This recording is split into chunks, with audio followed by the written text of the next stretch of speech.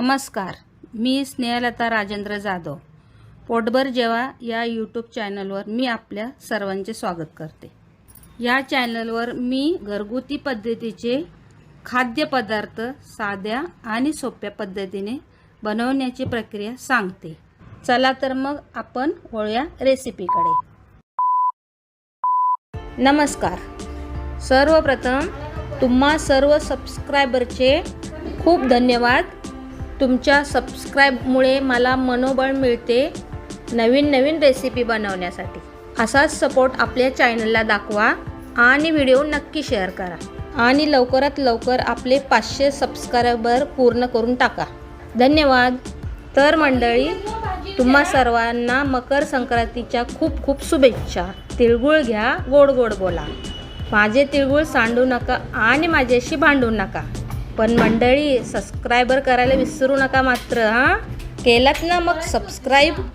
वळूया आता आपण रेसिपीकडे. तर या रेसिपीसाठी जास्त काही सामान लागणार नाही. गूळ आणि तीळ हेच महत्त्वाचं आहे. तसेच सोबत मी भाजलेली डाळसुद्धा घेतलेली आहे, कारण ती आम्हाला आवडते. तुम्ही भाजलेले शेंगदाणे घेतले तरी चालतील, ते सर्व तुमच्यावरती आहे. भाजलेली डाळ घ्या नाहीतर शेंगदाणे घ्या, कृती ही एकच राहणार आहे. तर वळूया आता आपण आपल्या कृतीकडे. तर मी इथे साहित्याचे प्रमाण सांगते. 250 ग्रॅम तिळाला 200 ग्रॅम गूळ, 100 ग्रॅम भाजलेली डाळ आणि चमच्यावर तूप व थोडेसे पाणी. बस एवढंच सामान लागणार आहे. वळूया आता आपण कृतीकडे. सर्वप्रथम कढईमध्ये पांढरे तीळ भाजून घेऊ.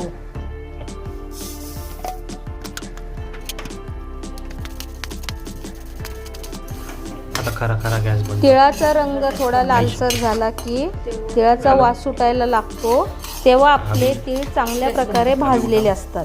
अशा प्रकारे रंग बदलेपर्यंत तीळ भाजून घ्यायचे. तसेच त्याच कढईमध्ये भाजलेली डाळ थोडीशी परतवून घ्यायची. ही डाळ तुम्ही नाही भाजली तरी देखील चालेल. आता हे सर्व बाजूला करून घेऊया. त्याच्यानंतर त्याच कढईमध्ये चमचाभर तूप घेऊन नंतर त्यामध्ये गूळ टाकून घेतला. गूळ टाकल्यानंतर गुळामध्ये थोडंसं पाणीसुद्धा टाकून घ्यायचं व गुळाचा पाक अशा प्रकारे तयार करून घ्यायचा. पाकामध्ये सर्व गूळ व्यवस्थित विरघळल्यानंतर 2-3 मिनिटे फास्ट गॅसवरती हलवून घ्यायचा. अधूनमधून आपण चेक करायचं की अशा प्रकारे पाकाची तार बनते की नाही ते. तार थोडीशी धरायला लागली की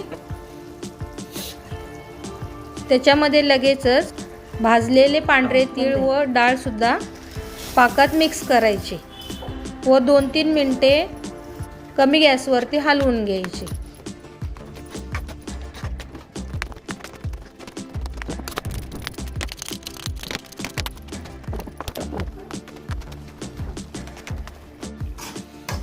थोडंसं घट्ट मिश्रण झाल्यानंतर लगेच गॅस बंद करून टाकायचा.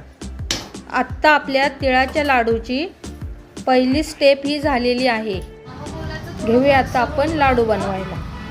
लक्षात ठेवा, मिश्रण थोडंसं गरम असतानाच, म्हणजेच आपल्या हाताला सहन होईल एवढं गरम असताना लाडू बांधायला घ्यायचे.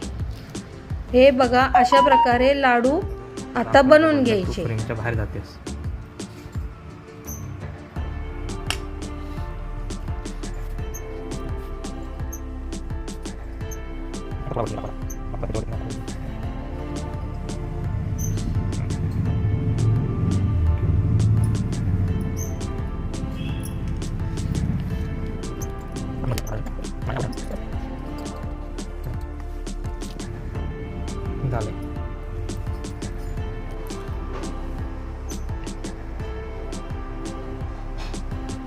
तर बघा, आता आपलं बॅटर थोडंसं थंड झालेलं आहे.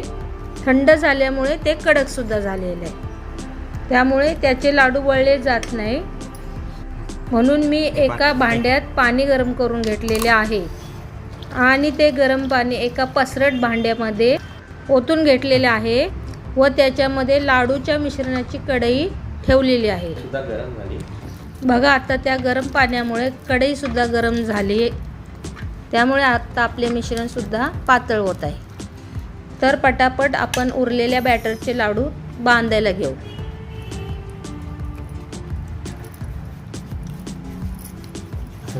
पाण्याची वाटी कुठे गेली होती? तर अशा प्रकारे झालेले आहेत आपले तिळाचे लाडू. पुन्हा एकदा तुम्हा सर्वांना माझ्याकडून मकर संक्रांतीच्या हार्दिक शुभेच्छा. तिळगुळ घ्या, गोड गोड बोला आणि पोटभर जेवा. एन्जॉय.